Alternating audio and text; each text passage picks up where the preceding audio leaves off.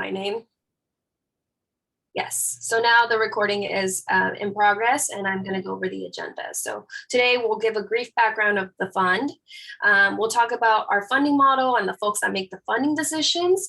We'll give an overview of our grant making programs, and then we'll do an in-depth overview of the Racial Equity Fund, which is what you all are really here for.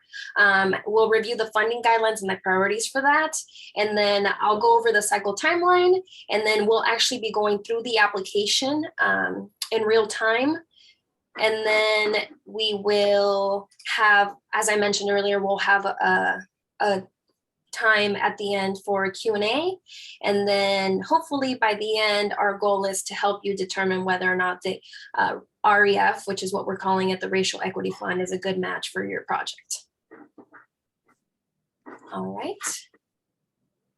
So the fund. Hello again, my name is Tanya. My pronouns are she, her, ella. I am the grants associate at the fund. I'm so happy to see you all here with us tonight. Thank you for making the time. And before we do, I do let everyone else from staff introduce themselves. I want to give Marcos Vargas, the fund's executive director, the mic, so to speak, so he can say a few words about the Racial Equity Fund. Thank you, Tanya. Hello, everybody. Again, my name is Marcos Vargas. I'm the executive director of the Fund for Santa Barbara. My pronouns are he, him, él. I want to thank you all for joining us tonight to be part of this important community-wide effort to advance the struggle for racial equity in Santa Barbara County. As you all know, racism has a long and deep history in our region and in our nation. Along with that is a long history of resistance and movement organizing against racial injustice and other forms of oppression.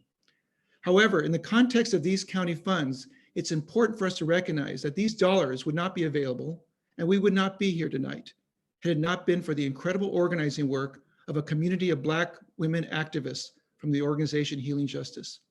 These women were forceful in their demands for long overdue funding to support community efforts to address the legacy and continued existence of anti-Blackness and racism in Santa Barbara County. On behalf of the fund, I want to express our gratitude to these women for their important work.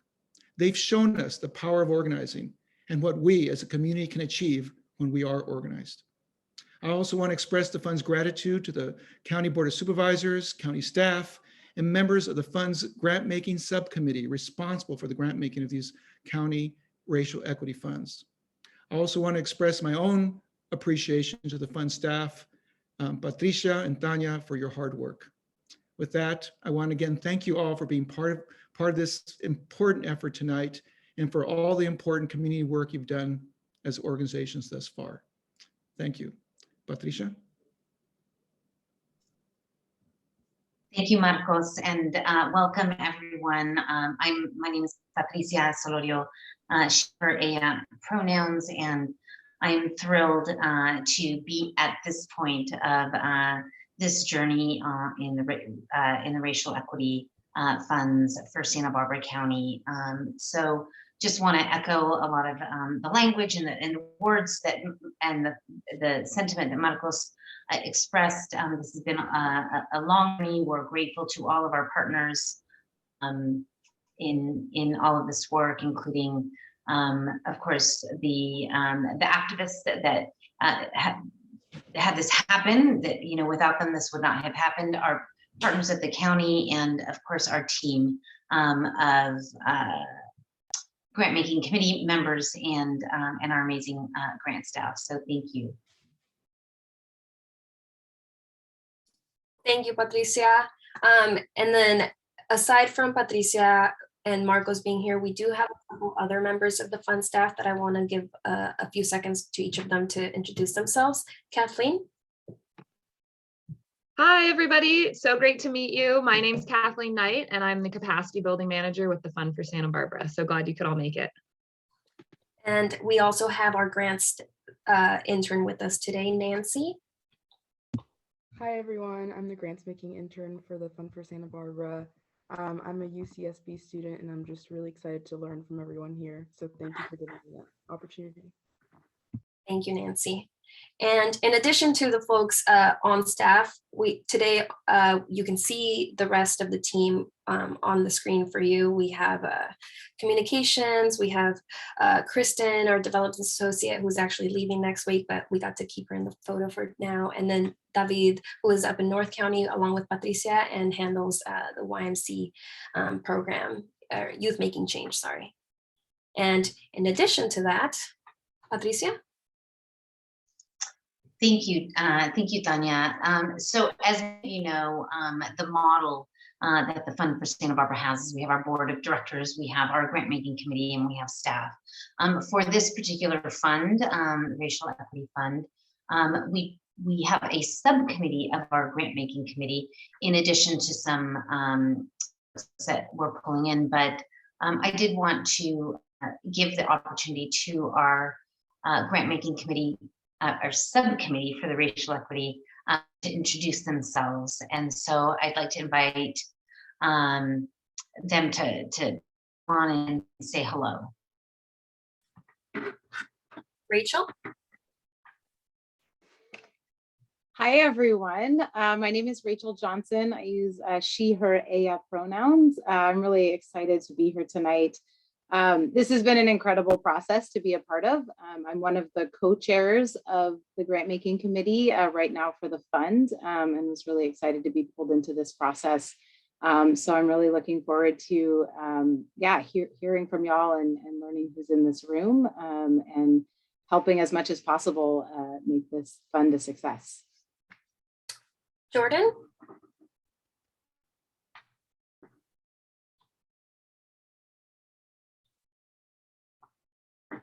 I think you might still be muted.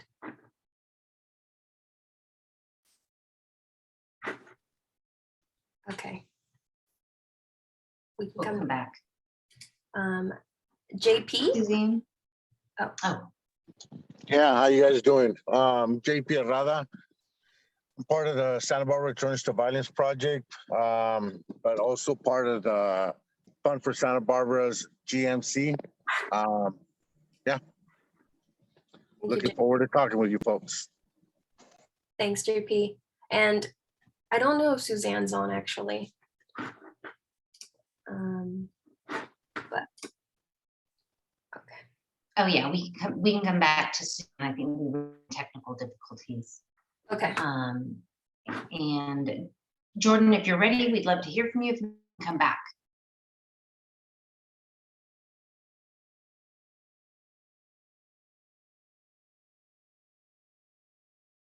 Okay. Now. All right. So we did put you must be signed in, so that people are having difficulty with the login, and hopefully all of the issues are getting worked out. Can you hear me now? Yes, we can. There you are. Sorry about that. Had to sign on a different computer. But hi, everyone. It's so great to see all of these familiar rectangles and also great names, and just excited to be a part of this process. I want to say a historic process for Santa Barbara County. And so just very, very honored for Healing Justice, Simone, Crystal, Letitia, who helped really get this funding on its way towards this process. And happy to help in any way that I can. For folks that don't know me, I'm just a heavily involved community member that needs to say no, but I don't for reasons as such. So with that, I'm so grateful, and I hope we all can learn a lot today and go from there. So thank you, Patricia. Thank you, Jordan. Thank you, Jordan. We are very fortunate that Jordan did not say no to helping us on this journey and in this process. So just a few words before we get started, and I also just want to acknowledge and recognize that there's a couple from the county. If you're on, Sarah and Hannah, I'd like to say hello before I jump into a few words about the process. Sarah's on. Thank you, everybody, for all the work that you do. Thank you, Sarah. Yeah, thanks Thank you, everyone. It's Sarah. so great to have such a huge turnout. Very excited to see this. So thank you all for all your work. Thank you, Hannah. Fantastic. Thank you so much. So, you know, as this did not happen in a bubble, right? And so there was a lot of work, there's a lot of heart and soul that went into getting to where we are today. So I just really want to not just thank, but I want to make sure that everyone is kind of aware of what the process in the description. We have a synopsis, but you know, in a nutshell, community, you know, Black men, namely healing justice, folks that are involved in healing justice, went to the County Board of Supervisors and demanded, right, that there be money allocated to the Black community in Santa Barbara County. After a long process, a lot of back and forth, a lot of I think a lot of tears and just a lot of work that went into getting to this point. We were able, the county approached the Fund for Santa Barbara due to this, you know, our model and the history that we have with the grant-making committee and decision-making process. And we agreed to explore, you know, what this would look like. And so again, after a lot of work and a lot of going back and forth, I think our grant-making committee, made up of the folks that you just met and our staff, again, put a lot of thoughtful discussion into pushing the envelope, going as far as we could go to make sure that we were honoring the community's ask. And you know, that we all, you know, I think that just personally, and I think there's a lot of maybe wish that we could have gone a little bit further, but we're very excited. I think that this is an amazing and historic, as Jordan said, beginning to what we ask our constituents to do, which is systems change. And in the work that we do, that we're doing with the county and the work that we're doing in community, we really want to dig as deep as we can and make the change as upstream as we can. We're very excited to partner with the county, and that the county entrusted the Fund for Santa Barbara in this process. I said, I'm gonna, you all are here to learn about how to apply and eligibility and what the process is. So I want to let Tanya jump into those details. We're going to offer a little bit of history of the Fund for Santa Barbara, you know, for folks who aren't very familiar, and we're going to go through those slides and then jump into the meat of the eligibility and the application. So Tanya, take it away. Patricia. Thank you for all that. Okay, so very quickly, the Fund for Santa Barbara is a countywide organization, and that means that we have both offices in South County and North County. As I mentioned earlier, Patricia and David are out of the North County office. The rest of the bulk of the team is in the South County office. These are our updated hours. If you plan to visit us at any point, I still encourage you to call ahead of time to make sure someone will be able to greet you when you arrive. And then a little bit about the history of the fund. So the Fund for Santa Barbara, as some of you may know, is a non-traditional community foundation that was founded in 1980 that supports organizations and groups working for progressive social change in Santa Barbara County. Through its mission, the fund advances progressive change by strengthening movements of economic, environmental, political, racial, and social justice. We were founded in the post-civil rights era. Our founders were all supporters and activists of different social justice movements like the Chicana rights movement, the feminist movement, the LGBTQ plus movement, the environmental movement, and so on. And through their activism, they learned that foundations almost never supported their activist-led progressive type work, their politically engaged work, and honestly just work that was considered quote unquote more controversial. They learned about the systems of oppression in the world of philanthropy, and they sought to create an alternative community foundation model. And this is how we came to be. This is us as the fund. Me. Thank you, Tanya. And that said, something that's unique about us is that we are a nonprofit, just like many of the organizations that we serve. We have to raise our dollars, just like everyone else, and all of those dollars go out. So with over 900 individual donors, we see fundraising as organizing. And so that said, we do also have a small endowment, and of course we also write grants, and we are funded by other local foundations and foundations outside of the area. And until now, this is actually historic. This is the first time we've taken public dollars or government dollars for this fund. And so we are excited to venture into these new area. So another thing is that we like to pat ourselves on the back, maybe sometimes a little bit too much. We are unabashedly progressive. Our motto is change, not charity. We understand that social conditions improve most dramatically in those who have been denied power and justice, lead on their own behalf to confront, challenge, and change the conditions that have been denied them access to justice and equity. So we want to trust our people on the ground.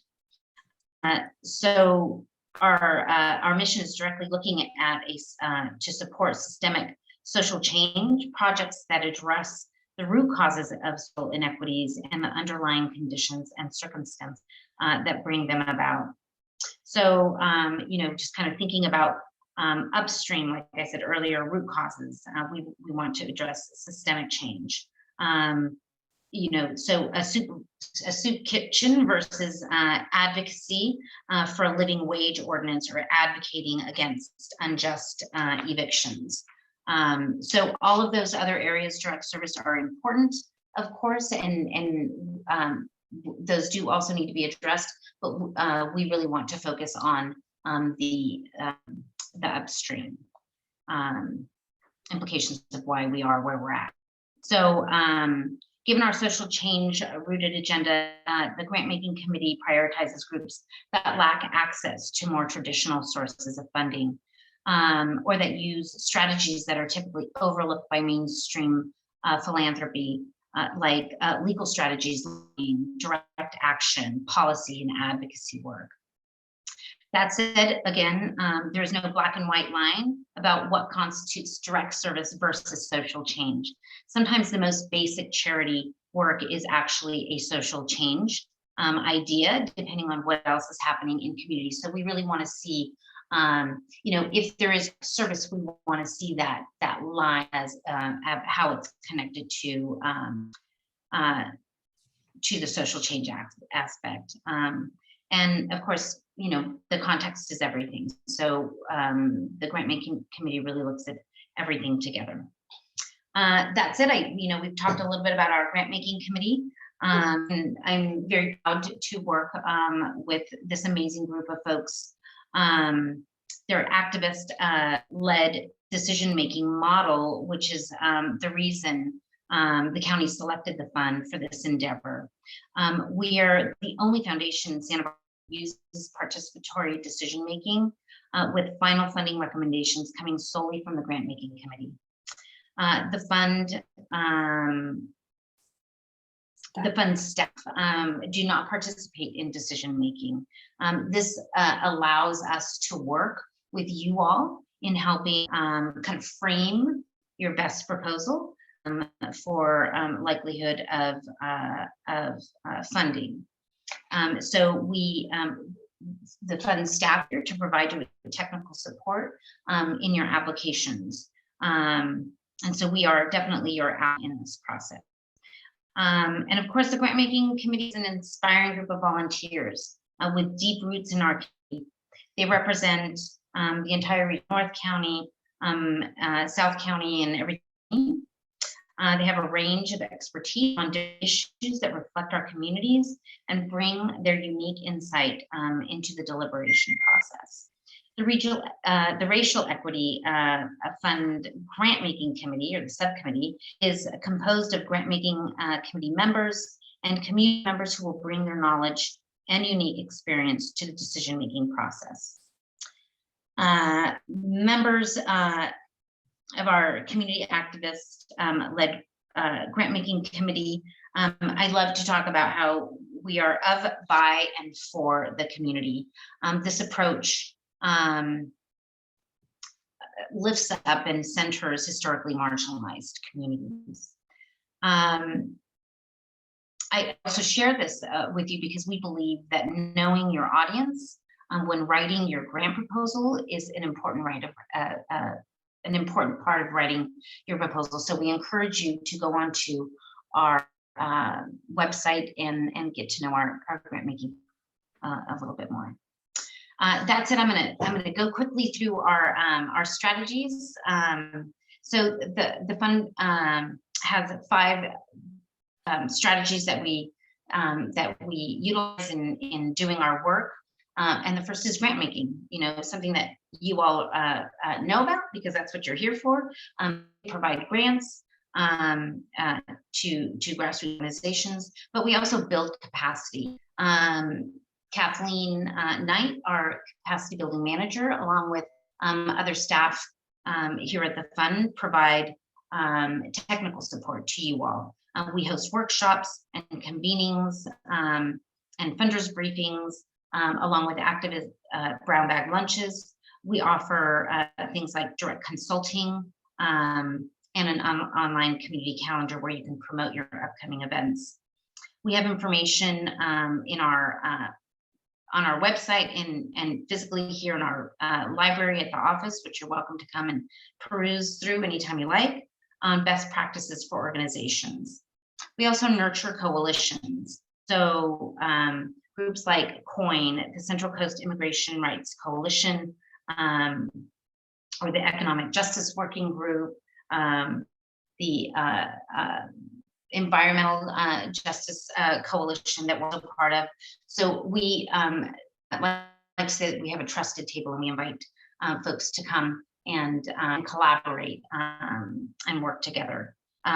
So we also like to influence philanthropy. So influencing philanthropy, we like to talk about, having a bigger pie, not cutting those pieces smaller. So we grow the pie by encouraging our partner foundations locally to be open to funding our similar work or our grantees, in addition to influencing outside foundations to invest in our region.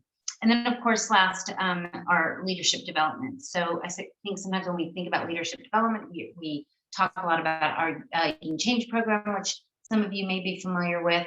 And of course, young people, having them engage in youth making change and really giving them the tools in critical thinking to deliberate and walk through their own grant making process, and then taking that wherever they happen to go, onto higher education and into professional lives. But also our grant making committee and our board of directors and our staff, we're all really looking to sharpen our own leadership skills so that we can influence and have an effect in our own community. So those are our 5 strategies. And that said, I think we're gonna jump right into grant making programs. Tanya? Yes, thank you, Patricia. So this is a very, very brief overview of all of the grant making programs that we have available at the fund, in addition to the Racial Equity Fund. Just to put it on your radar, our general cycle spring does open next Friday, and you're welcome to apply to that as well. We also will be hosting a couple, 3 to be exact, grant application workshops for that specific grant starting the first week of February. So if you're not on our listserv, I highly, highly, highly encourage you to join. You can find that link on our website. If you scroll all the way down to the bottom, on the bottom of each landing page, there's a join our community banner. Where you can submit your email and then be up to date on any new information coming from the fund. But very quickly, so the single year, which is the one that I mentioned is opening up, is offered in the spring and in the fall. We have $100,000 to grant, and each request is a maximum of $10,000. The length of funding for that is 1 year, 12 months. The multi-year grant is going to be available in the fall, and that is 3 multi-year grants for up to 3 years, $30,000 each, $10,000 each year. The Emerging Needs Grant is available on a rolling basis each year. We just renewed that bucket of funds, so we are currently at $30,000.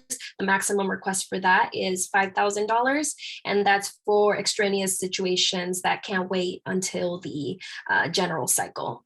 And then Youth Making Change, which I briefly mentioned earlier, is our youth-led grant making program. We have 2 boards in North and a South County. Each of them get $15,000 to grant, and the grants for that are up to $3,000 each. That opens in the fall, not concurrently with the fall cycle, but right after it. Okay, Racial Equity Fund. Oh. Rachel?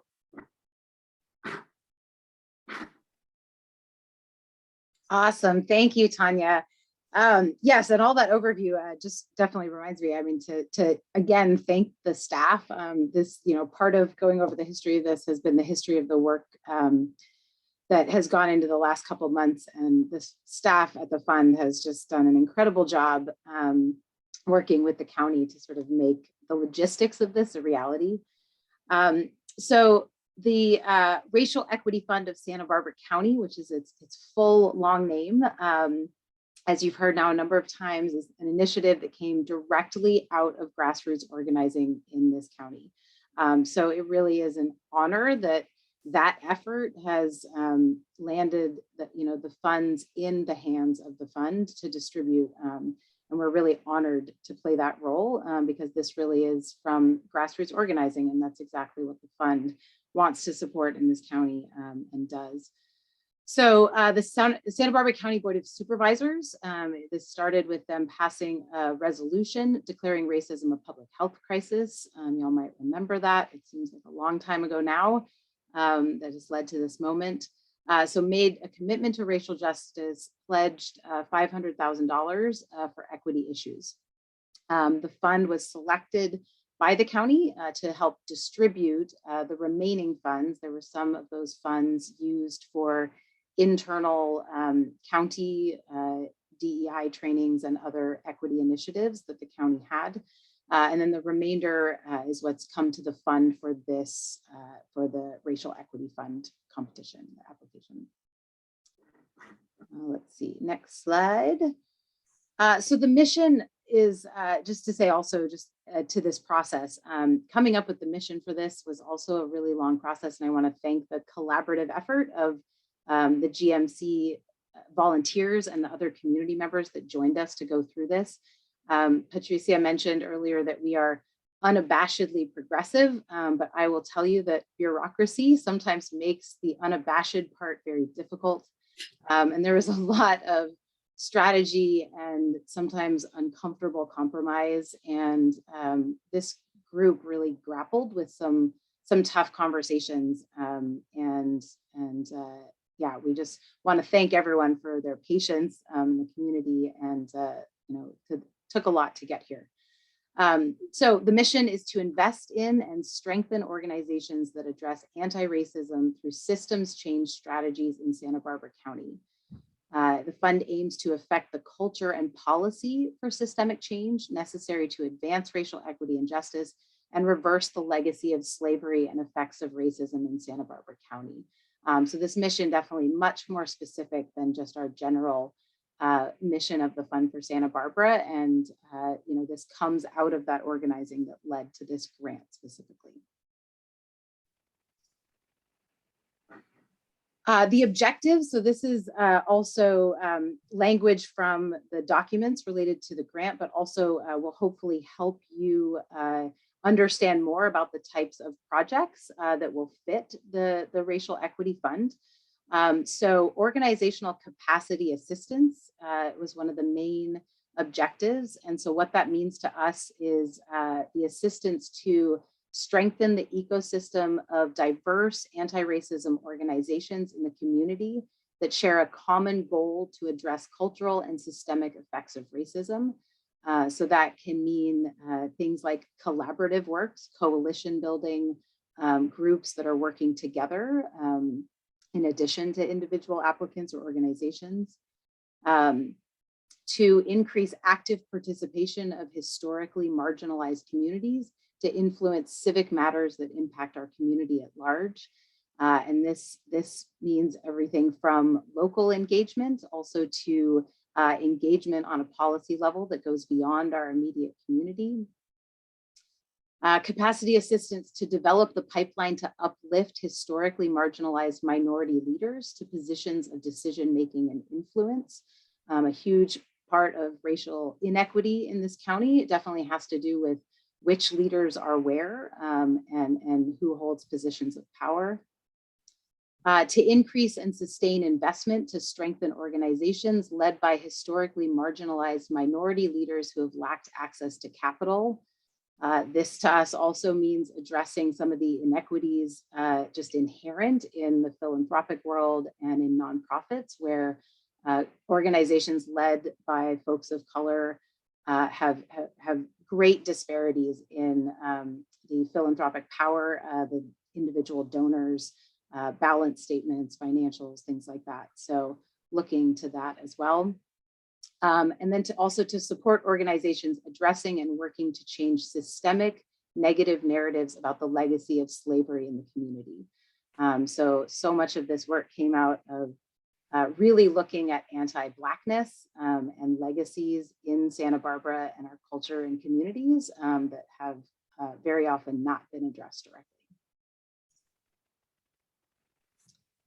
And then a broader objective that has a lot of components as well, but hopefully this will also help kind of think about the work that you do and if it's a fit for this fund, is we want to establish and advance organizational capacity in organizations led by historically marginalized minority leaders in the following areas specifically. So this list isn't exhaustive, but this is a list that the subcommittee came up with to sort of help guide you in this. So everything from leadership development, advocacy, policy change, legal analysis and research, strategic communications, alliance and coalition building, organizational development, community engagement and organizing, innovation and continuous learning, and to develop organizational and programmatic objectives, conduct evaluation, and assess outcomes.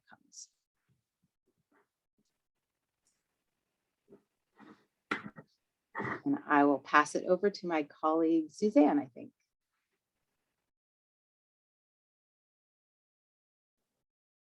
Hello, everybody. I'm Suzanne Valerie, and I'm on the grant making committee and currently the liaison to the funds board. Now, these funding guidelines are the guidelines throughout all of the funding programs at the fund.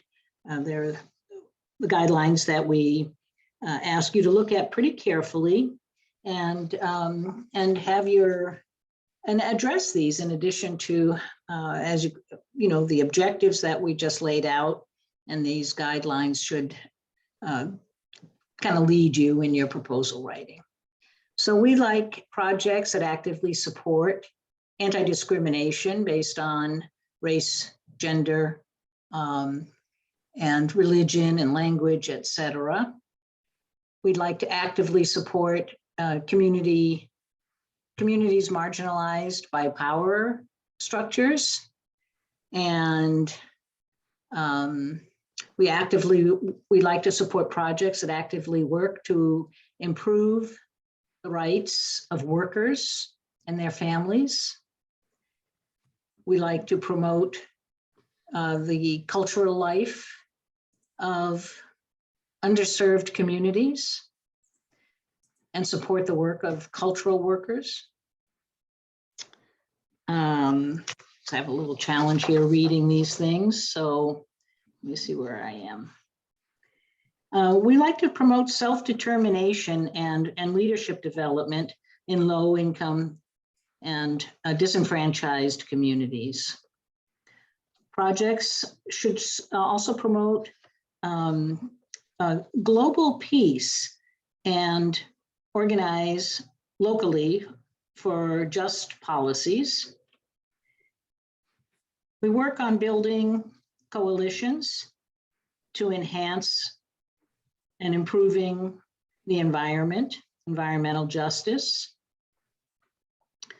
and especially organizing constituency, usually without access to decision makers. And again, the guidelines like to engage in collaborative action and coalition building, as has been said. We like to address community violence and actively support recovery and restorative justice. And projects that operate in a democratic manner, responsive to and directed by the constituencies being served. Excuse me for my hesitancy here. I have a little challenge with reading and memorizing the guidelines, even though I've referred to them now for going on 6 years. And these priorities, I'll refer you to these priorities to look at. Now, these are the priorities that the review committee uses in reviewing proposals and making assessments about funding projects. So we look at, well, of course, whether or not the project is consistent with the guidelines that we just looked at. We consider whether or not there are elements of community organizing and direct action and base building. We look at whether or not the organization has access to traditional sources of funding, other sources of funding. We also look at critical timing and need. Is there an urgency to this? Is there, what's the issue that's being addressed that is in critical need of funding? We also like to consider the impact of the funds. How are the funds going to be used? Who are the beneficiaries? What's the social change that's going to happen? And also, finally, we like to look at the whole county as a region and make sure that funds are distributed relatively equitably around the county. So those are our guidelines and priorities. Like I said, the priorities are what the reviewers use, to look at your proposals. But pay attention to both the guidelines and the priorities, as well as the objectives.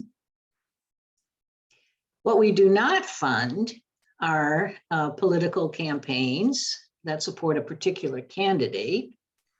Neither do we fund private interests or direct labor organizing. The fund does not support projects providing direct service, and this is always a little challenge to figure out what is direct service and what is a social change component. It's important to focus on the social change component. We do not fund direct support to individuals. So it's an organization. We do not support building improvements or capital ventures, no office equipment or machines and the like, or vehicles. And let's see, what's the last one? Oh, projects located outside Santa Barbara County. Now, your organization can be located outside the county, but the work must be done inside Santa Barbara County. So those are, the areas also to pay attention to and make sure that your activities and objectives fit within these guidelines. Thank you, Suzanne. Yes, we know that was quite a bit. And like I just put in the chat, Nancy is dropping some links for us in the chat where you can review these eligibility guidelines, for example, or the priorities and whatnot. She just dropped that in there. This specifically, the REF eligibility pertains to the Racial Equity Fund. Applicant qualifications: must be a historically oppressed, marginalized, and or underrepresented-led group. Must support community members directly harmed by racist policies and marginalized by systemic racism. Must include as a core mission of the organization the goal of addressing systemic racism. As Suzanne just mentioned, projects must take place in the county of Santa Barbara. Additionally, you'll need to either have a tax ID number or an employer identification number. If you do not have a tax ID number in the application itself, there is a link to get your EIN, to apply for your EIN. And I think the turnaround is about 2 weeks. I could be off. I should have verified that and I apologize. But if you do not have a tax ID number or an employee identification number, we do also accept folks to apply with the fiscal sponsor. And in addition to that, then you must have an organizational bank account or that of a fiscal sponsors. And I will cover more of this once I'm actually going through the application, but these are some of the eligibility criteria for you to keep in mind. Okay. So this is the funding part, and I know I've already had some questions about it. The total amount that we have available at the fund to grant out is $227,300. That is about a little bit less than half of the original $500,000 that Rachel mentioned in the beginning when she spoke about the history. And organizations can request up to $100,000 for up to 3 years. And yes, that is very broad and very vague.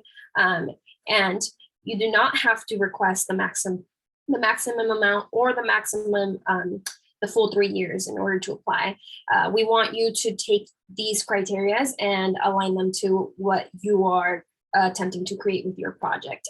We kept it broad intentionally so that you could set your own parameters for your intended work. The shortest funding term that you can request is 6 months, and of course the longest is 3 years. And there's no minimum or maximum, the maximum is 100,000, but there's no minimum amount of money that you can request. If you have a small project that can be done in 6 months and you only need, $5,000, you're welcome to submit an application in that manner. If you have a large scale project, you need the 100,000 and you want to apply for 3 years, that's going to be the option available to you as well. Keeping in mind, however, that in your application, depending on what the time frame and the amount brackets are that you are requesting, you will have to account for them in your activity timeline, which I'm going to go over. So if you apply for 3 years, then we will want to see in your activity timeline activities spanning the 3 years. And then in your budget table, your income and expenses will often also have to account for the length of funding requested. So if you're going to be requesting the 100,000 over the 3 year span, then we will want to see that in the income and expenses financial information table. And we will review all of that in a moment, but I just wanted to make sure that you all got that. And I have a very minor update that we are rounding up to 230,000 dollars.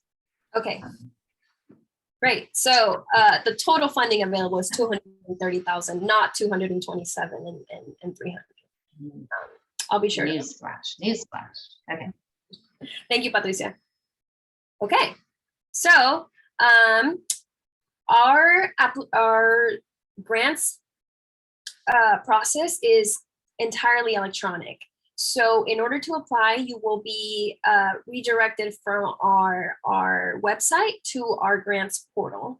You can find the redirect link when you are on our website under grantee portal.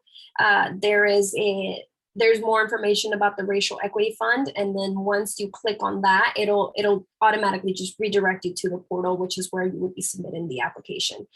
In order to submit an application, however, you will need to create a free submittable account or sign in with Google credentials. And I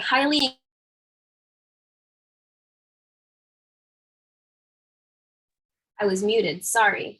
Let me backtrack a little bit. So in order to apply, you will need to create a free submittable account, and I encourage you to use the email address that is linked to the organization or group that you're submitting the grant for.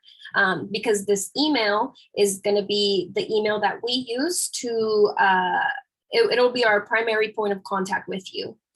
Our grants platform works best on Google Chrome, Firefox, or Safari. Internet Explorer is not supported. I do apologize for anyone who is using Internet Explorer. You will need to use a different, I don't even know what to call it right now, a different browser, thank you.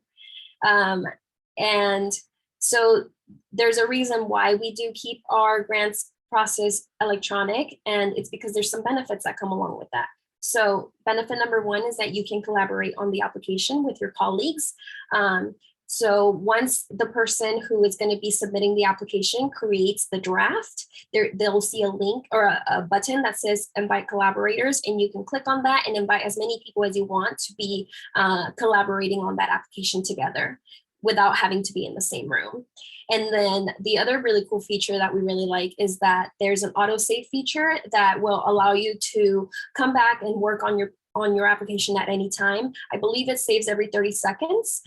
So that's going to be continually saving as you're working. However, if there's, you just finished a big chunk of text and you need to hop off, you can always scroll down all the way to the end and hit save draft. If you want to make sure that piece of work is saved properly. If for whatever reason you find the application to not be accessible to your needs, please reach out to grants@fundforsantabarbara.org so that we can try to remedy the situation and or work with you to make sure that we can meet all of your needs. All right, that said, that also means is that we've done paper applications, like the electronic applications for us is very, very new in the last 2 years. So we will always make paper applications available to you if you need to make that ask. And so as Tanya said, please make sure to reach out and let us know if you're having difficulties with accessibility on this. Thank you, Patricia. Okay, we're gonna shift gears a little bit and jump into the application itself, as I promised earlier, and I think some folks have been waiting for this. So from our website, as I mentioned, once you're redirected to our submittable portal, you'll be asked to log in. And once you have logged in, you'll be able to see this, which is our landing page for our grants portal. Again, you'll be able to see the funding guidelines and the priorities, which Suzanne just reviewed with you all. And then you'll be able to see what we do not fund. You get to the bottom, you'll see the Racial Equity Fund. You want to click on guidelines. And then here you'll see the history, you'll see the mission, you'll see the objectives and the eligibility. As well as if you again want to review those guidelines and priorities, this link will take you back to our website where we have them displayed, and they never go away. So they're always available to you. So once you've gone through, you've read all about the Racial Equity Fund, the mission, the objectives, you feel like your project aligns with the mission of the project or the fund, you can go ahead and hit apply. And then, oh, I'm logged out. So this is what you'll see when you need to log in. So once I hit apply, I'll once again be able to, this is now the application itself. You'll see it ends on February 11th, 2022. And then it gives you the history, the mission, the objectives, the eligibility all over again. And then here is where it actually starts, up to 100,000 for up to 3 years. Two things that I do want to note. One is that, let me see if I can show you. So here's the invite collaborators button that I mentioned earlier. If I were to be working on this proposal and I wanted to invite my colleague Kathleen onto it, I could hit this button and send her the invitation to help support with this.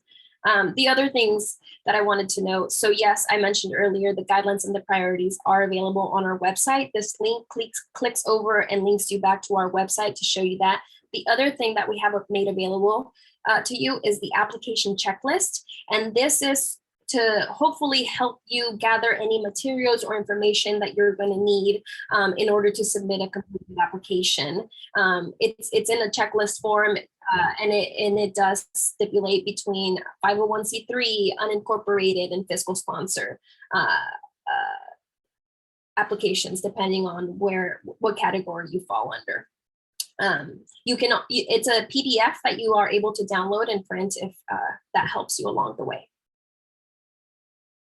Okay, so we're getting into the general information portion of the application. This is the first question you'll see, but one thing I do want to note is that the questions do not have to be answered in order, and we actually encouraged you to save this specific question to answer at the end because it's a summary of essentially the entire application. And the reason why we asked for this specific summary is because this is the summary that we're going to be sharing with the fund's board of directors, as well as the county board of supervisors. And the reason why we ask for you to complete this summary is so that we are able to share your project in your own words without us having to, edit it and or dictate what you are saying. All right. So then the other part is organization information. This is the name of the organization or the group, and we ask that it is listed as it is listed in the IRS exempt organization list. I know there's a lot of organizations that use acronyms that may not be listed in the IRS exempt list, like for example, Central Coast Alliance, CAUSE, things like that. So write out the full name of the organization. This is where you can give your project a name. And then this is asking if your organization has 501c3 or 501c4 status. If you do, great. Select yes, and then tell us which status it is, either 501c3, 501c4, and then you'll give us the tax ID number. If you do not have 501c3 or 501c4 status, you would select no. And then we ask, are you applying with the fiscal sponsor? If you are, then you say yes. And again, we'll ask for more of the information of the fiscal sponsors as well as their tax ID number. However, if you are not applying with a fiscal sponsor, then you would select no. And then that would make your application status as unincorporated. And in order to apply as unincorporated, you will need to have the employer identification number, as well as a statement of charitable purpose that is asked for later in the application. And I can just show you that very quickly. So this is where you would put the statement of charitable purpose if you were applying as unincorporated. If you are not applying as unincorporated, this box won't even pop up for you. So just keep that in mind. Tanya, correct me if I'm wrong, but on this electronic application, if people don't have the EIN number, that is something that you can come back to us with. So if you need to apply for that before submitting this, it's not required to submit the application. But if you are funded, you will need to have that number at the time you are funded. So it just kind of gives you the opportunity to kind of jump ahead if you don't have that. Yes, that's correct. If that is an issue though, please reach out to us so that we can, we'll have to toggle some things on the back end in order to make that available. But yes, that is absolutely an option. And then as I did mention earlier, that to apply for an EIN, you can click on this link and it'll take you directly to the IRS website where you are able to get that process going. Then we'll move on to organization address. This is where your group or organization is working, or where we are able to send correspondence to. If you are applying with a fiscal sponsor, don't put your fiscal sponsor's address here. This is not the place. I'll show you where to put that in a moment, but this is for your own group or organization. And give me 1 second. Let me toggle that so I can show the fiscal sponsors. Organization phone number, organization website if you have it, and then here is the fiscal sponsor's address. If you are applying with the fiscal sponsor, you can give us their information here as well. And then down here, make check payable to. This goes back to that eligibility criteria of having a bank account. It has to be an organizational bank account. We can't make out checks to individuals. So we'll ask for the name that the grant should be made out to, as well as the account financial institution. And now we're into project information. This is a brief summary, much briefer than the other one that we asked for. And this is just to tell us what the funds will pay for. Again, we asked you to write in third person, and there's a little example here that you'll see, like funding will support for X, Y, and Z, or these funds will be used for X, Y. Here is where you'll put the amount you'll be requesting. The maximum, as I said, is 100,000. I think if you try to put more, it won't let you. There it is. And then here you'll be able to select the length of the funding request. So as I mentioned, the shortest amount of time is 6 months, and then the longest is up to 3 years. Keeping in mind that for each year funded, we will be asking for a grant report at the end of each year, or at the end of the 6 months for those of you applying for a 6-month grant. Then you can tell us what kind of request it is, whether it's general support or program project. And then we're asking if this project has received funding from the fund in the past. If it has, wonderful, tell us more about it. If it hasn't, great, move on. The total project budget, this is the project budget for the project for which you are submitting this application. This isn't your fiscal sponsor's project budget, and this isn't your total organizational budget. This is specifically referring to why we're here in this application. And then But it can be, I'm sorry, I want to go back. Sometimes your project could be your organizational budget. So it can be your total organizational budget, right? So sometimes smaller organizations, if you have a smaller budget, and your proposal is to support your organization, then you would put your total organizational budget there. But it's not necessary. So if you're with a larger organization and you have a project, you can put the total project budget. Yes. Both of those things can be. Yes. And it actually asks for total organizational budget below that. Again, keeping in mind that this is your organization's organizational budget and not your fiscal sponsors.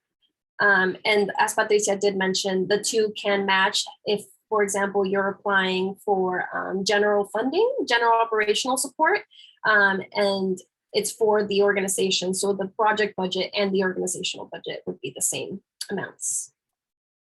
And then we'll ask when your fiscal year starts. And then we'll ask about issue areas that are specifically pertaining to the grant that you are requesting for the product that you're requesting. I know there's a lot of overlap, and while your organization may focus on a plethora of things, tell us specifically the things that are relating to this grant or this project. You can select all that apply. And if you don't see the right category here for you, there's another option where you can tell us what exactly the issue area is. You use commas to separate, and you can tell us as many as you'd like. And then the strategy, same thing. Again, it's relating to the project for which you're submitting this application. Tell us which strategies you will be using to carry out the work. Again, if you need other, we have other, and you can add as much or as little as you'd like. Constituency, we have some here for you as well. Check off as many as you'd like. Select all that apply, and then the other if there's anything missing that we need to add. And then geography, this is geography specifically for the work. So if your work is gonna carry on countywide, lovely, you can select countywide and just move on. If it's pertaining to a specific region in the county, for example, North County, you can select North County, and then you can actually tell us which specific cities. Mid-County, it'll give you those cities as well, and then South County, and then always the other. So if there's anything that we missed, anything specifically pertaining to your project that you're not seeing, you're welcome to input it here. Again, use commas to separate. And then this, again, is the contact information for the main person submitting the application. So we'll ask for first name, last name, the title or role. We'll ask you for your email here, but you've already created a whole account separately. So it could be the same email, or it might not, depending on how you are choosing to proceed. And then your phone number. And we ask for your phone number specifically for, oh, actually, yeah, this will be in case as our grant making committee is reviewing the applications. If we have any questions that we encounter as they're reviewing, we'll be able to contact you either through email or via phone. And now we are approaching the application narrative. This is the bulkier part of the application where we actually ask you to answer questions, open-ended questions. So the first question is asking you about your organizational history and mission. This is for us to be able to see that link between the objectives of the REF and your history and your mission and those key terms that we're looking for. And then the second question is asking you about how your organization is addressing systemic racism. This is again going back to the eligibility, the criteria, the objectives of the REF. So again, that review those so that you'll be able to link those to your organization and the work that you're going to be doing, and then you can answer this question. The next question is, describe how the funds will be used to enhance and address the root causes of issues directly impacting historically marginalized and disenfranchised communities' capacity. Again, it's there with the objectives, it's there with the eligibility, the guidelines, the priorities. Just read those over, tailor this answer to connect those dots between what we're looking for and what your work is going to look like. And then we'll ask if you're working with community partners, and we'll ask you to describe that relationship. If you're cooperating with anyone, you can select cooperating, and then you can tell us who you're cooperating with. If you are collaborating, you can tell us who you're collaborating with. We want to promote, what's the word I'm looking for? We want to promote community building, and we like it when different players in the county are aware of other players who may or may not be doing similar work, and seeing if we can link up and create some more work together. All right, so activity timeline.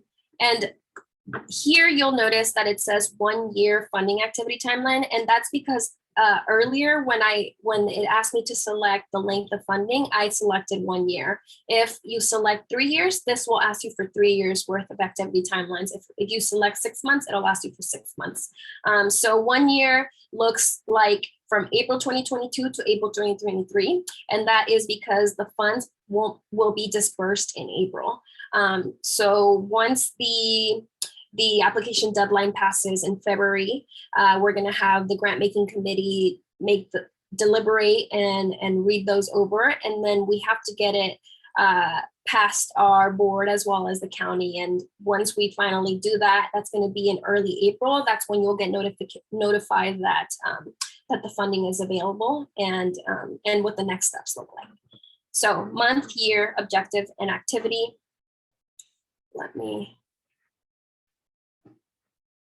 It's going to, like I said, it's going to correlate to the length of time for which you are requesting the grant.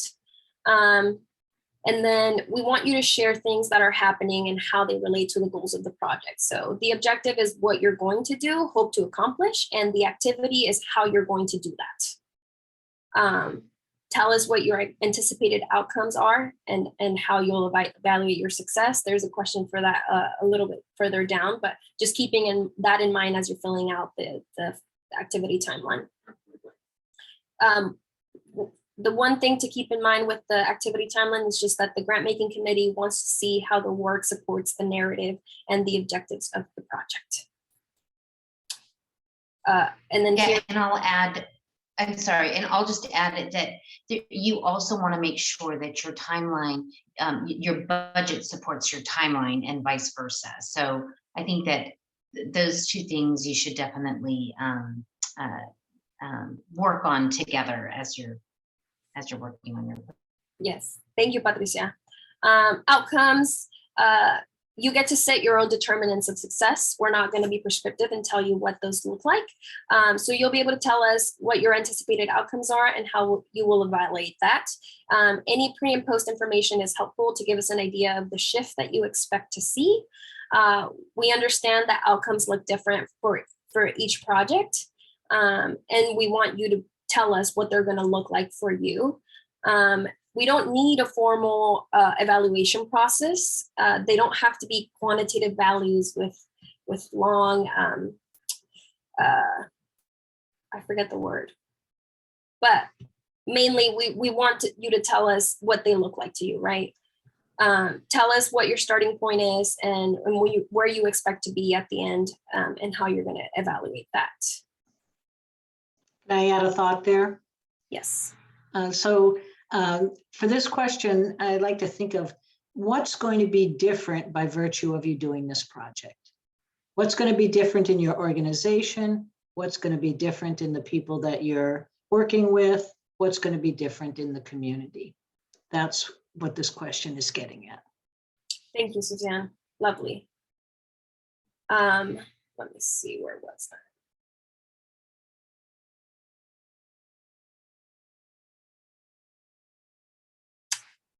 The next question about, this is for projects building up on previous years. So 2-year projects and 3-year projects. You'll want to tell us, the grant making committee will want to see how the work supports itself year after year, and how it again relates to the overall project and the overall goal of your organization.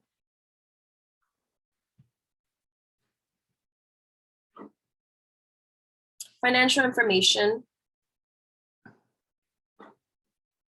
The first question is going to ask you, what resources aside from funding does your organization have access to, and what resources aside from funding does your organization need?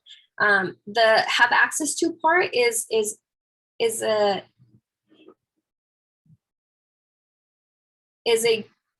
a place where you can kind of flex your muscle and really show us what community buy-in looks like to you. So maybe, for example, you have a constituent that allows you to use their garage for meetings. That's showcasing community buy-in. It can be in-kind support that they provide, and that you can provide that here. And then in terms of what resources aside from funding does your organization need, we can't promise that we're going to be able to find all the answers for you, but we do have a lovely capacity building manager, and we want to be able to get these narratives so that we can, as we're creating workshops and communicating with other foundations, we can tell them, like, this is what our constituency is lacking. This is what our constituency needs, and hopefully try to bridge those gaps. Okay, this is the financial information table, aka your budget table. The first thing to note is that it is divided into two sections. There is an income section that's already been pre-filled out in terms of the Fund for Santa Barbara. You'll be able to put the amount that you're requesting for the grant here and pending, and then when you anticipate it, which would be in April. And then any other sources of funding that you have for this specific project, you'll be able to include them here. This is a money table, so you don't need to include any in-kind donations.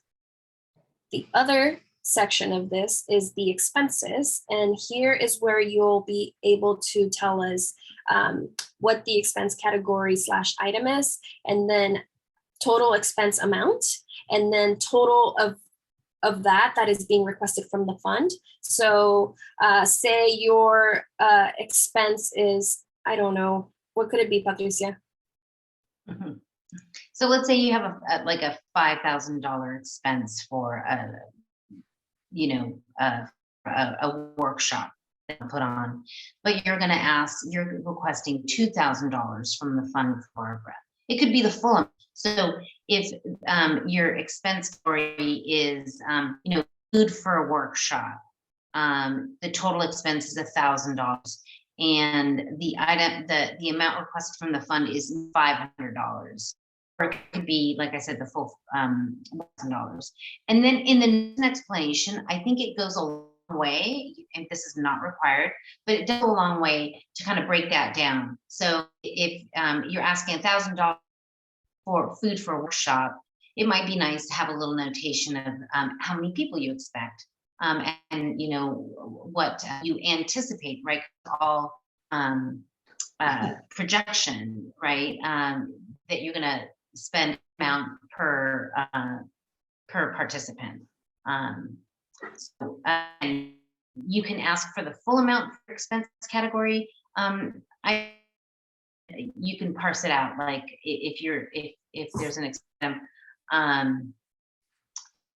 for like a weekend retreat, it might cost $5,000, $10,000, and $5,000 from the fund, and the other $1,000 you're going to secure through another funding source. Tanya, can I add another little tip? Yes, please. So I'd like to advise when you're doing the activities and the timeline, as you're identifying your activities, think about how much is this going to cost? So those activities lead directly into your budget. So the budget is actually just the activities in another form. So you could keep a running sheet next to you as you're identifying the activities, what you're going to do, how much is it going to cost? And what are you going to need to do it? Is it going to be personnel? Is it going to be supplies, etc.? Yes, thank you, Suzanne. So yes, activities will translate directly to numbers. Where was I? The income section of the of the financial information table will have to match the expenses section. So as you're going through and inputting amounts here, it'll add them up for you. So this is theoretically my income for this project. And then as I'm going through and adding my expenses, like that workshop that Patricia mentioned, and it's going to cost me, it's a very expensive workshop. It'll be tabulating here. And theoretically, once you're done inputting your income and your expenses, this amount should balance out to zero, because all of the income that you're adding up here is going to come out of the expenses that are going to be taking place throughout the lifespan of the application, or the grant, sorry. So these numbers you won't ever have to touch. They'll calculate themselves. And then this, as Patricia mentioned earlier, if the workshop is this amount, but I'm only needing this much amount from the fund for this specific workshop, just keep in mind that the amount here cannot pass that $100,000, and it should equal the grant amount for which you are applying. So if I'm applying for $10,000, then this should not pass $10,000. This will, because it will be the fund plus all the other funding sources that you have. And then we do have several little notes here to remind you of that. So include income and expenses for the proposed project only. Provide detailed notes for each. Oh, actually, and I don't know if you all saw that, but the draft is continually saving every 30 seconds. If you pay attention, there's a little green box that pops up here that keeps telling me that it's saving. Provide detailed notes for the expenses category. That's what Patricia was saying. Staff position equals X amount of hours times X rate times the length. And that's the cost of what you're asking for. Total income amount in section 1 must match total expenses amount in section 2. That's this number and this number. The amount requested from the fund cannot exceed 100,000, and then the amounts should be written in plain text. So in order to have these add up, they need to be written without any special characters, like no commas, no number signs, etc. And then again, this is a cash only budget. Do not include any in-kind donations. And then once you've done all that and read all of those, we're still going to ask if the total income and the total expenses match and balance out at 0. So this number should be a 0. And let me,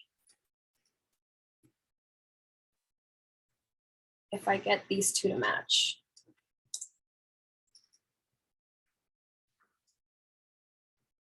You'll see that balances out to 0. And that's what the grant making committee is going to want to see, so that all of the monies are accounted for in both the income and the expenses. So if they do match, great. You can select yes. If they do not, again, it's going to ask you to go back and reconfirm that we get those to match, and that the amount requested from the fund does not exceed 100,000.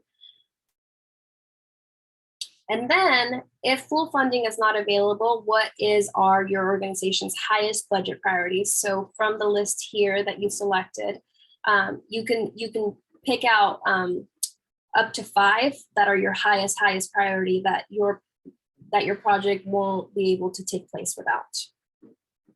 Let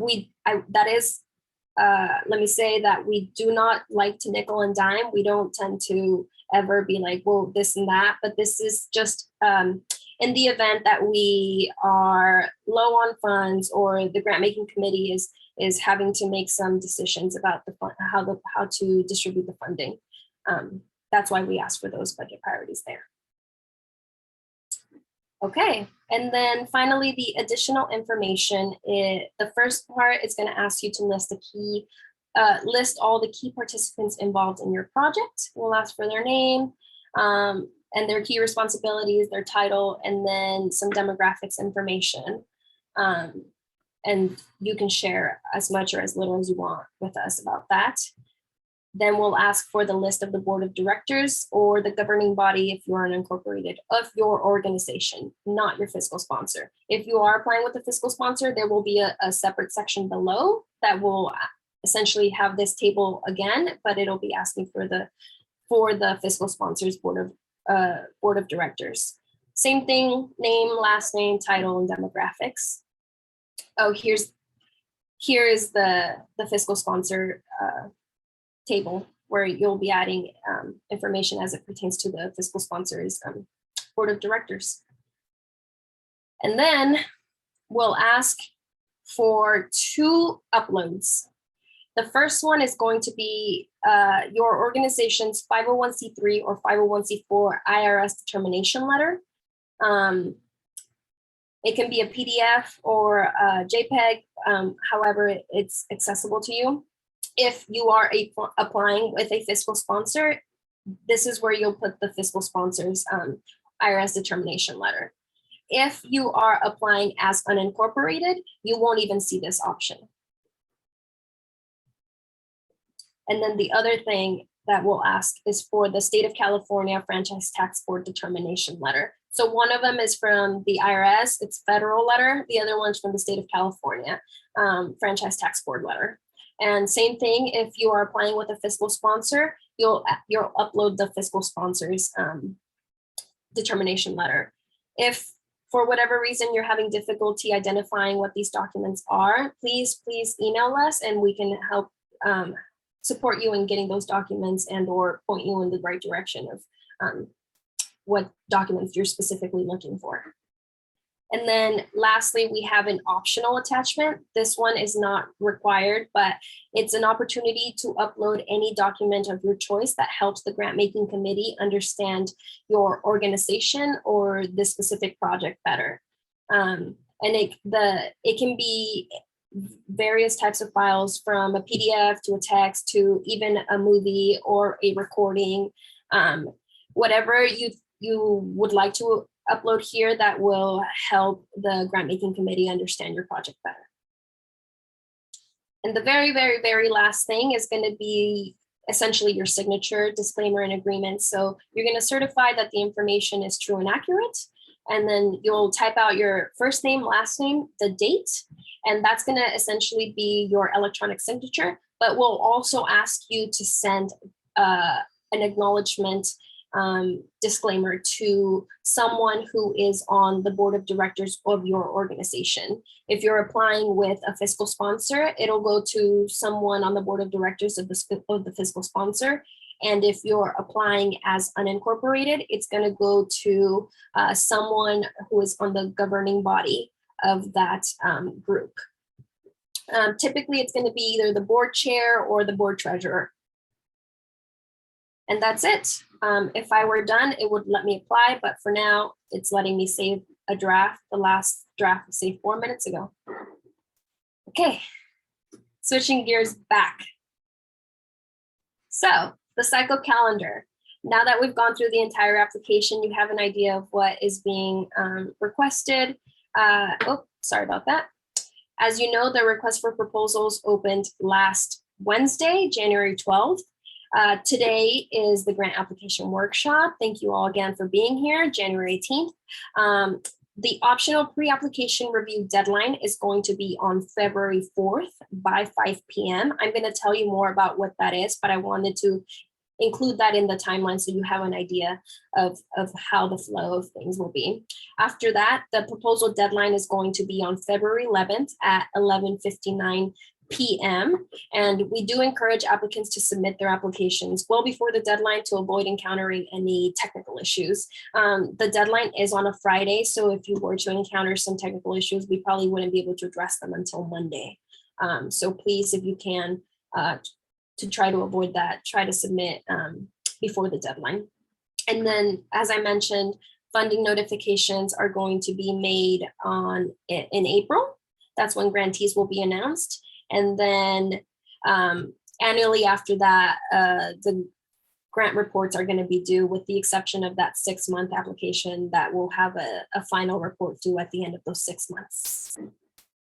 So upcoming deadline, Again, the optional pre-application review is what this is the opportunity to have fund staff members review your proposed project and share some feedback that may be useful in filling out your proposal. This goes back to the fund staff being your allies in approaching the grant making committee. In order to take advantage of this opportunity, we ask you to submit a one-page max summary of what it is you're trying to accomplish. So basically a summary of your project, and then a list of the key organizers and participants, a draft of your budget. It can be a very rough draft. We're just trying to get a feel of where your project is going. And then in order to do that, we'll ask you to submit that via email by 5 p.m. on Friday, February 4th. So it's a week before the grant deadline of February 11th. And that will be emailed to grants@fundforsantabarbara.org. Again, and you can actually send that. I just want to say and encourage people, if you'd like to send that anytime before the 4th, that is also an option. Yes, a much appreciated option. Yeah. And that concludes all of the information I have for you. I know that was a lot. Thank you so much for bearing with us. And now we'll open it up to questions. So if you'd like to unmute yourself to ask a question, feel free to do so. I'll start going through the chat as well to see if anyone has dropped questions from previously, and then we'll take it from there.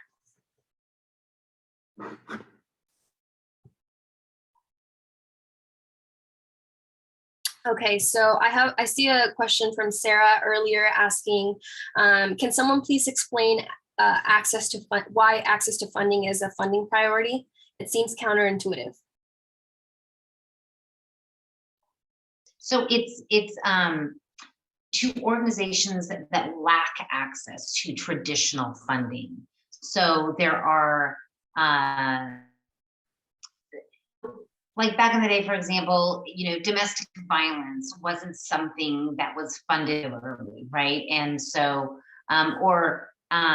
funds to support LGBTQ community wasn't something that funds were readily available to. And I will argue that racial equity is not something that gets funded regularly and has traditional access has access to traditional funding. That answers the question. Because so it's not that we're asking people to have access to funding, but to traditional funding, but that lacks access to traditional funding. So we want to uplift those organizations that don't have that. Rachel, maybe you're going to explain it more eloquently. Oh no, that was wonderfully elegant. I just wanted to add to it that if you think your organization or your project does have access to funding, though, that also doesn't exclude you from being eligible. So, right, there are lots of organizations that maybe do have access to other types of funding, but the particular project that they're proposing maybe doesn't fit within that, or so don't let that stop you from applying if you do have access to other. It's just a question that helps the grant making committee deliberate differently when it comes to looking at the proposals. Thank you, Rachel. A question from Ms. Connie is the $230,000 a one-time fund? So at this time, it is a one-time fund. So we hope that the county will allocate, additional dollars to this fund in the future, but at this point, there's no guarantee. So we're moving forward as though it's a one-time fund. Zoe, I see your hand is raised. Yeah, thank you. I want to thank everybody for this workshop. It was really informative, and want to acknowledge and uplift the tremendous amount of work that's been put into this program. Really appreciate it. And I was just wondering if the fund has taken any steps to look at Black-led organizations that have been denied funding from the fund in the past to evaluate any bias that the fund may have built into their grant making program, and if so, what changes have been taken to address that?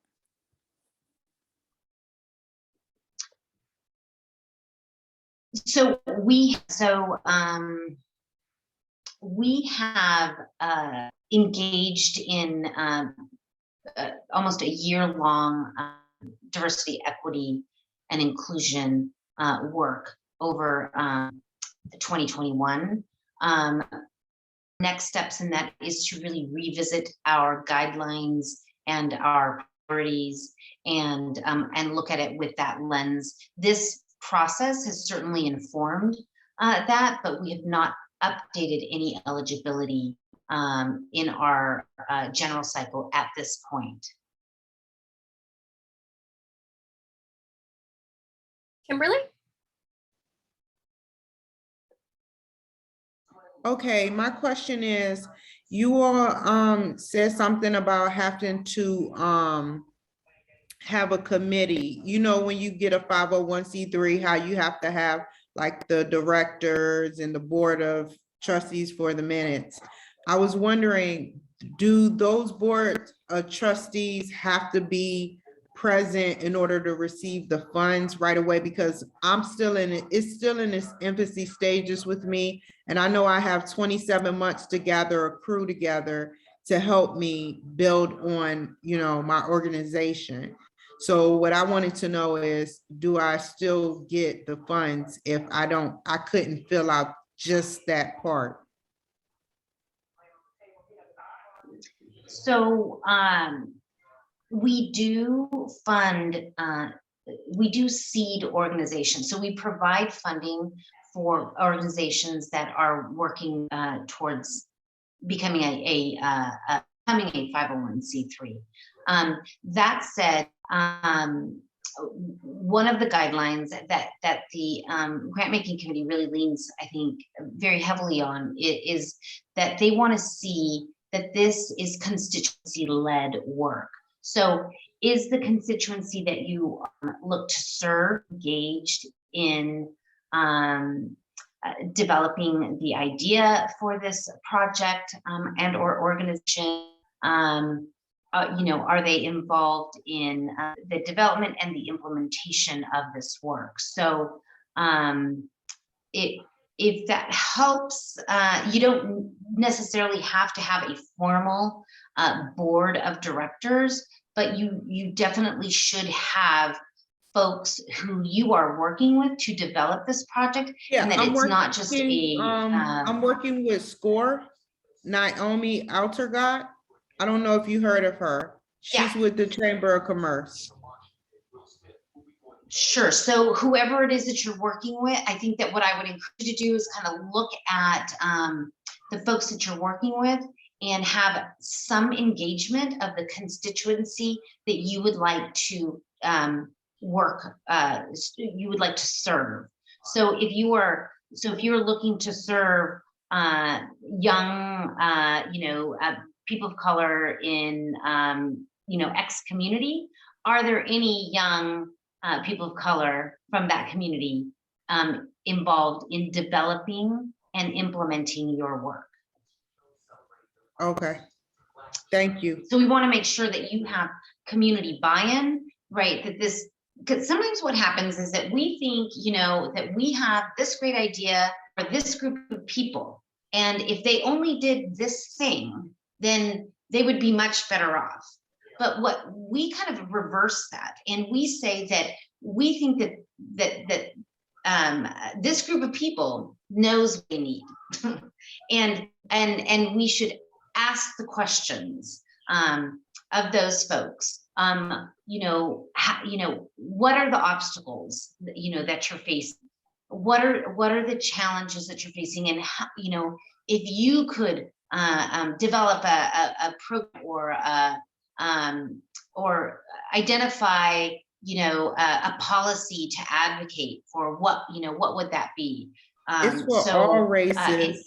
all races with cancer, without cancer. I want women that don't even have hair issues to walk out wearing wigs to support those that have cancer and have alopecia and have different problems with their hair, you know?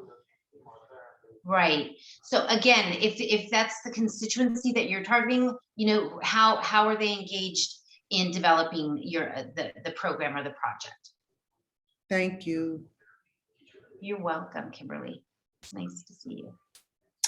Thank you, Kimberly. Okay, I see a question from Lisa. I have over 100 members that are under the poverty. Is this grant available to help to go to City College? Help to have activities? No, help to have activities to advance their education.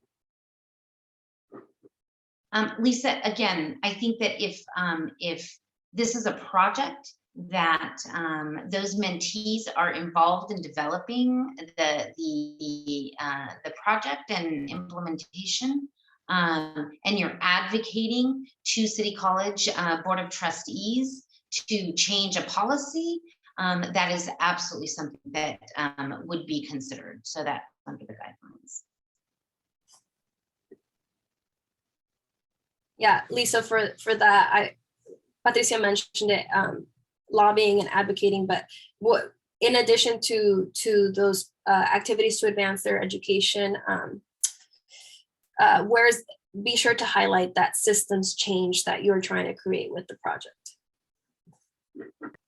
Right. So again, I think I want to, you know, if you're talking about like creating a tutor, like a peer-to-peer tutoring program, you know, again, this might be a one-time fund. So how are you going to leverage funds, or how are you going to leverage policy from the City College to sustain that project beyond just the funding that you'll receive from the Fund for Santa Barbara?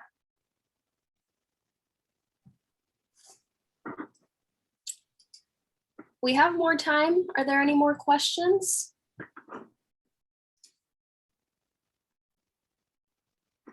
Yeah, we threw a lot of information at you all. It's feel free to go through the guidelines and, you know, all of the eligibility questions. And if you come up with questions later, feel free to email at grants@fundforsantabarbara.org, and happy to continue.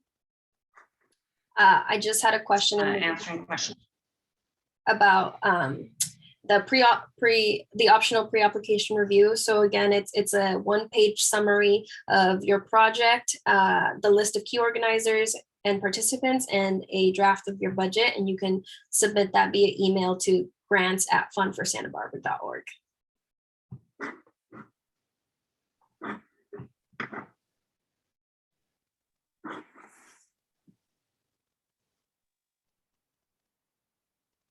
Thank you for joining us, everyone. Like I said, it's nice to even remotely see familiar faces.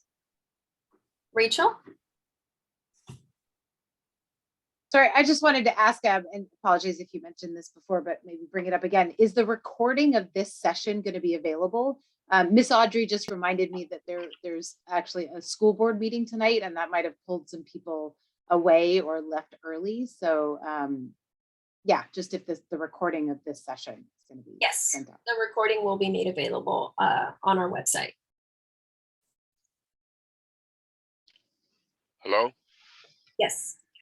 Yes, I would like to ask a question about the funding being $230,000. Yes. And the largest request being $100,000 for 3 years. Mm-hmm. How can you sustain $300,000 when you only have 230? One organization would take it all if that decision was made. No, sorry, Keith. It's 100,000 for all 3 years. For that, if someone were to be asking that, it wouldn't be 100,000 each year for 3 years. It would be 100,000 for all 3 years. Yeah, but that's nearly half of the funds. If that was the case, and that's a one-time fund, that's like half of the funds. So a lot of the organizations that would not be considered. We understand. Not enough money. And so it would seem Keith. like if any one group gets a large portion of it, then the smaller groups, as traditionally happens, get very little or nothing. Is that well? am I clear? understand. Thank you. Okay. Yes, Keith. Thank you. I do understand, and this is something that we wrestled with. I have to say, as we were developing the process and the criteria, what we wanted to do is leave the application as broad as possible, so that you all can determine the length of time you need and the amount of money that you need up to a certain point. Now, we understand that there could be one organization that applies for $100,000. They can apply for $100,000 for 1 year, as long as their budget and their timeline support that they can absolutely apply for that. Now, that does not mean, right? So this is what we have participatory decision making, and we're going to weigh that application with the guidelines that were outlined. Is it timing? Is it timely? Do you lack traditional access to traditional funding? Is it constituent-led work? And so all of those things will be brought into play. And so if we happen to have an application that is compelling enough, and the decision-making committee decides that $100 needs to go to this one group because their proposal was compelling enough, then yes, the rest of it will have to be split up, or there could be 2 organizations that apply for that. So, we're leaving it up to the groups for you all to decide what you need for the work that you are doing. That's not to say that's what's going to get approved, but yes, that is actually something that can happen under the procedures that we've developed.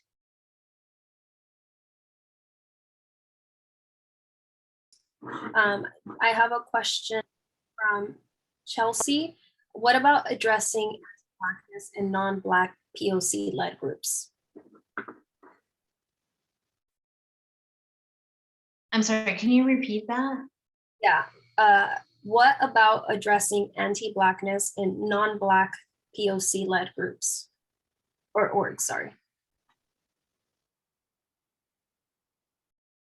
Yes, I mean, if that's the work that you are, proposing, absolutely. So, it's underprivileged groups. So if there's a group that is led by non-Black or non-POC leadership, and the work is focused on addressing anti-Blackness in community or in their group, that certainly meets the eligibility.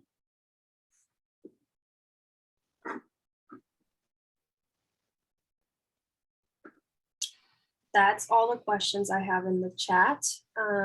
We can begin to wrap up unless there's any lingering questions that what type of reporting is required? So Sarah. So our reporting, oh yeah. Go ahead. Go ahead, Patricia. Oh, thank you. Okay. Yeah, so this will require, as Tanya laid out, either if you're applying for 6 months, 6-month period, or at the 6-month period, it's a narrative report along with a summary of expenses. And it asks you to elaborate on where you are at in your objectives. If you laid out your own objectives, which is what the application requires, we want you to report out on you know, where you're at in meeting those objectives. And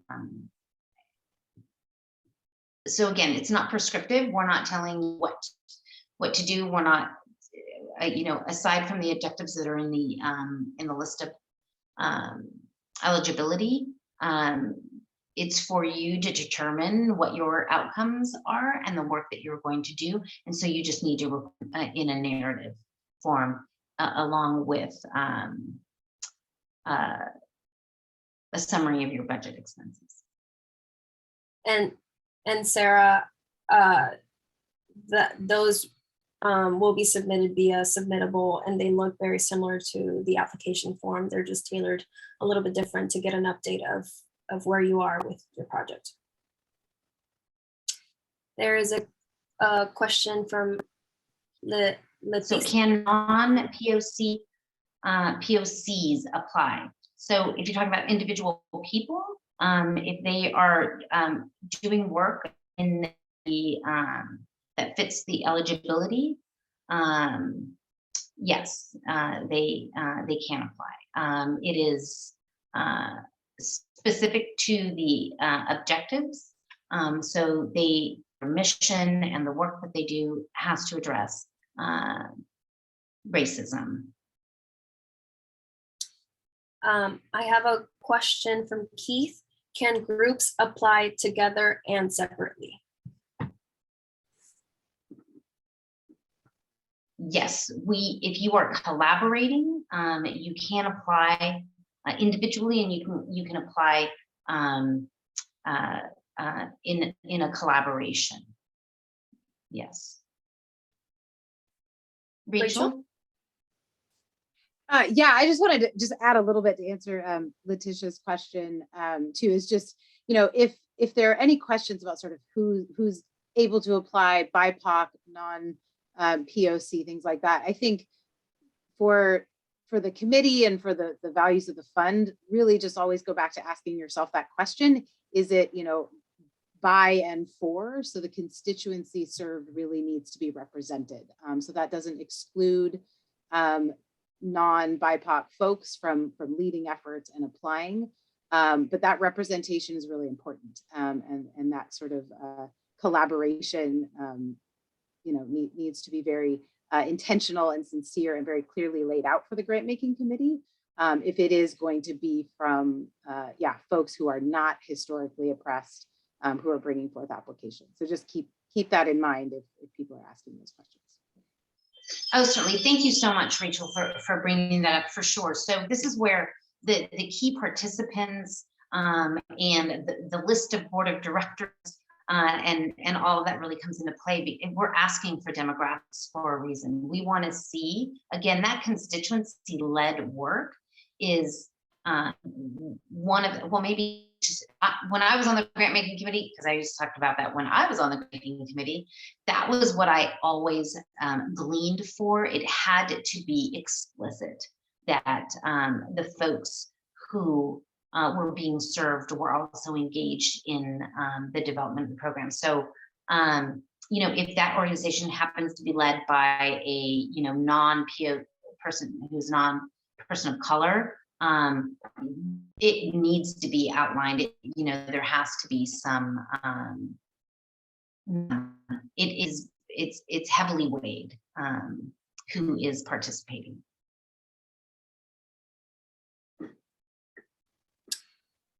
Okay. Who applies, who the actual applicant be? So if a group applies, who would the actual applicant be? So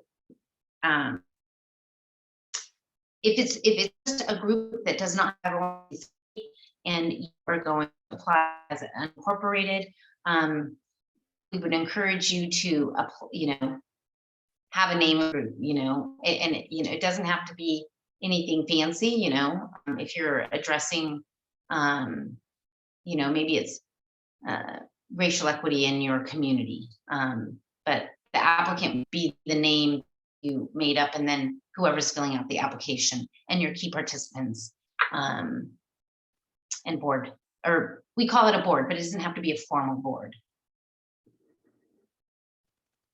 I hope that's helpful. helpful. And we can, if you're struggling, please reach out and we can And fill that out. I've gotten this question, so I just wanted to let you know that to apply, you'll find it in our grantee portal on our website, and you'll click on the Racial Equity Fund of Santa Barbara County link, and that will directly link you to our application portal. And then one more question. Can we decide to fund some of those groups the fund decides not to fund?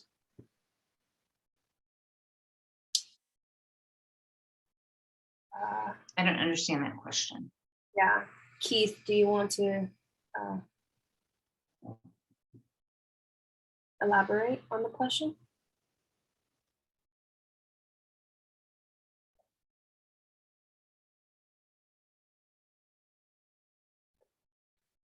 Is that in the chat? I don't see it.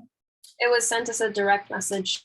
Can we decide to fund some of those groups the fund decides not to fund? Oh, okay, so maybe understanding, Keith, because I think that you had asked if you could apply as an individual group and as a collaboration. And so so let's say you decided to apply and you wanted to contract out another group to do part of the work that you're doing. That would be totally your discretion. Okay. Okay. Can you hear me? Yes. Okay. So the reason I asked the question is because you said we can decide what to do with the money, and I feel it's still one of those competitive processes where we are pitted one against each other to grab what is half of of what was allocated. And it just feels like, why would we have all of these different small groups going through this whole process and everybody not get something?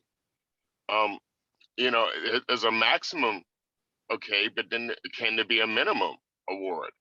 That, I mean, I'm just feeling all of us or none of us.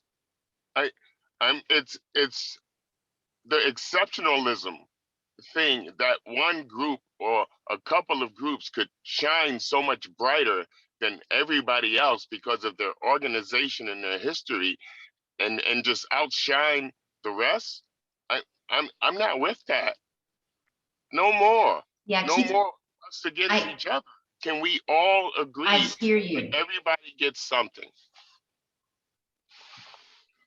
I hear you, Keith, and I understand your frustration. And I have to say that this is definitely something that we grappled with, right? Like, we understand that there's a limited amount of funds.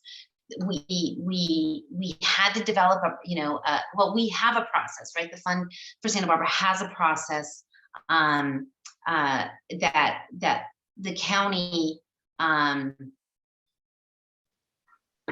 and which is why the county reached out to us. So I want, and I know that this is, we're asking a lot for you to trust that our grant making committee is, it's not just about who's the shiniest penny, who has the most, who's done the most, whose proposal looks the prettiest and has the best words and the most polished activity timeline and the most polished budget. That is not how we have made decisions in our general cycle and in our multi-year cycle, or even in our emerging needs program. So I know that if you're not familiar with this, or maybe you've been denied a grant in the past, I can see and why you would be frustrated with having to be, again, it feels like, pitted against one another in this competitive grant making process. Again, yes. Yes. whether I've been denied or approved of any grants it has no weight in the fact that, you know, the people who are actually doing the work in the neighborhoods, the neighbors, the sisters, the brothers that are unrecognized and nobody talks to them because they're too busy doing the work. And now they stop doing the work and they go through this process and they hope at the end of this process they will receive something. I don't have a program, so I'm not here with an agenda. But my only thing is, can it be some way that it's even equitable? If we're talking about equity, can it be equitable in the distribution between the people who need it? Does that make sense? That's all I'm saying. And I'll drop the mic. Again, Keith, I do hear you, and I understand, and ultimately, we had to have a process. I don't know if,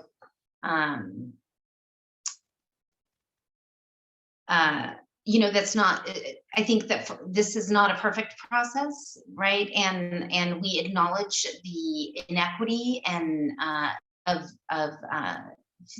just in philanthropy in general. And the only thing that I can ensure you of is that in my personal experience as being part of the grant making committee and now being on staff, that it's not just the shiniest penny that gets the thing. And I know that that's you know, unless you've been in the process, can understand. Rachel, I see your hand up, and you may want to add a little bit to that. Yeah, I mean, yeah, absolutely. Uplifting what Patricia said, and Keith, thank you for the question. I mean, I think, you know, you're getting to the heart of something we really do grapple with as a grant making committee. It is absolutely true that philanthropic systems and grant making systems are inherently white supremacist and patriarchal, and they exist in oppressive structures, right? Like they perpetuate that, and it's, yeah, that always complicates the work that we do. But I will say, you know, as hard as it can be to be equitable in that with those kinds of constraints, you know, there's not an applicant that has come to the fund that hasn't also, you know, received capacity building support from staff and lots of feedback and references, you know, referrals to other funding sources. So we really do try as hard as possible to really treat each application not in any way as, you know, being bright and shiny or better or worse than another one, but just really looking at the work that's proposed to us. So I think, you know, the reality with this cycle, I think, you know, we're going to get some applications that are simply not eligible for the parameters of this particular fund. And we're lucky that we have another cycle, like a regular grant cycle that the fund does that's going to come shortly after this. So I think some people might get referred there.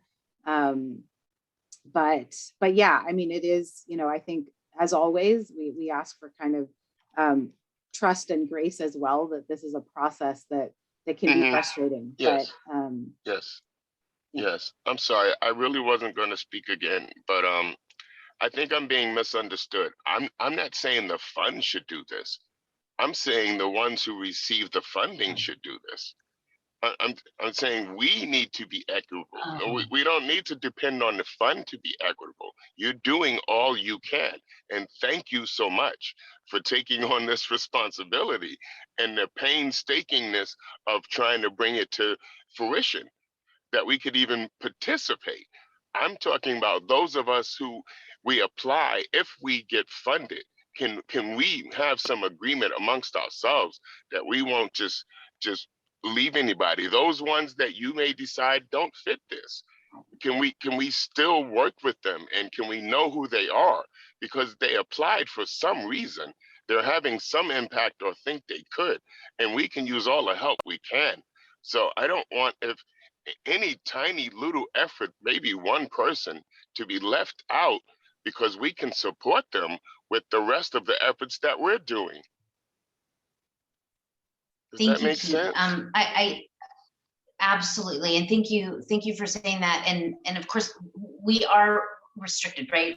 The county did require us to develop a process. But again, what I want to say to you and to all who apply, if you are funded and you want to work with other groups to support the work that they're doing, and because it fits in to your work, I would encourage you to reach out even before you apply to one another, so that you can work on collaborative pieces. And as you know, if you're funded, right, afterwards, if you just, you know, if you want, we're going to make it public. It's going to be absolutely public who gets funded and how much funding they're going to get. And if you all want to reach out to the groups and see how you can collaborate and partner with them, that would be totally, it would be under the discretion of who was funded, for sure. So I see a couple of hands, and I see Simone, but I also see Crystal's picture, so I'm confused. Miss Connie can go first. Actually, Crystal, I was going to give you the floor first because I think it would be nice if people kind of heard what was a little bit of the story here, because I understand what Keith is asking, but there's kind of a little bit more here. And I do want to just, you know, graciously uplift that there are going to be smaller organizations that are still needing funding, and there's other ways for us to do that. As a community, and we don't have to necessarily look to government money for everything we're trying to do. So go ahead, Crystal.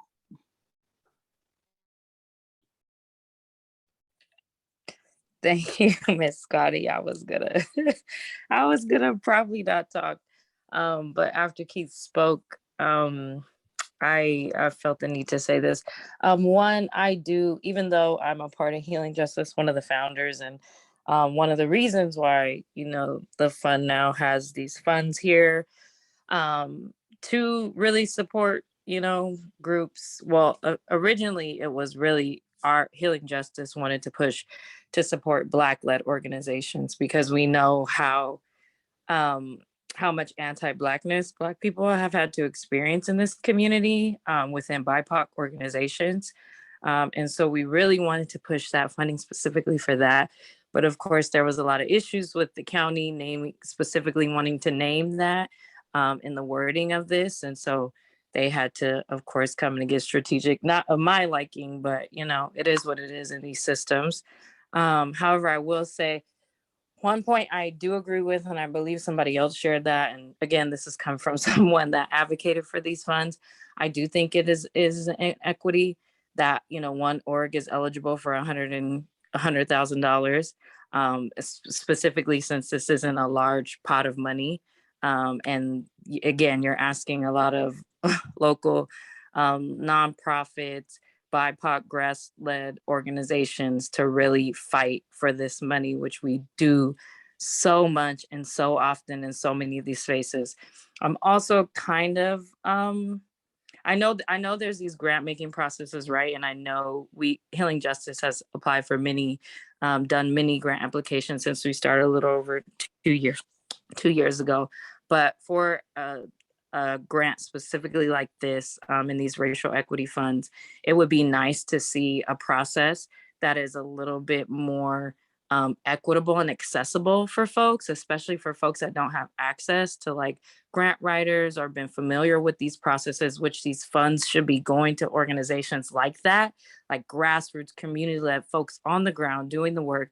And these processes are very daunting for our organizations to have to go through, just for a little bit of money, right? Just pennies that we have to disperse amongst ourselves and really amongst our communities. Like Healing Justice is volunteer based, right? We don't get paid for this work, but we give back to the Black community in so many ways. And so I would love to see this process be more accessible.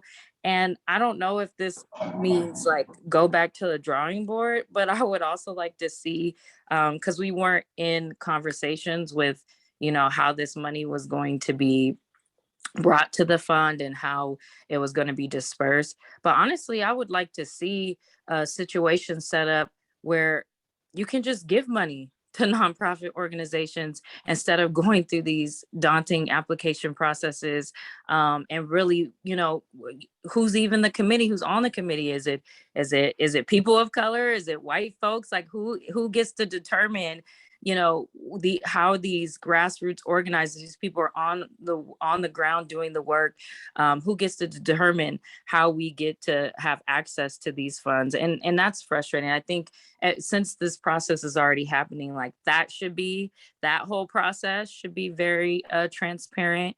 And we should know, right, who's all going to be a part of this process. But in reality, what I really wish is that each org could just have access to some of these funds, because that was the original ask. And it's unfortunate that the county wanted, once again, nonprofits and BIPOC folks to fight for money to do the work that they're not doing.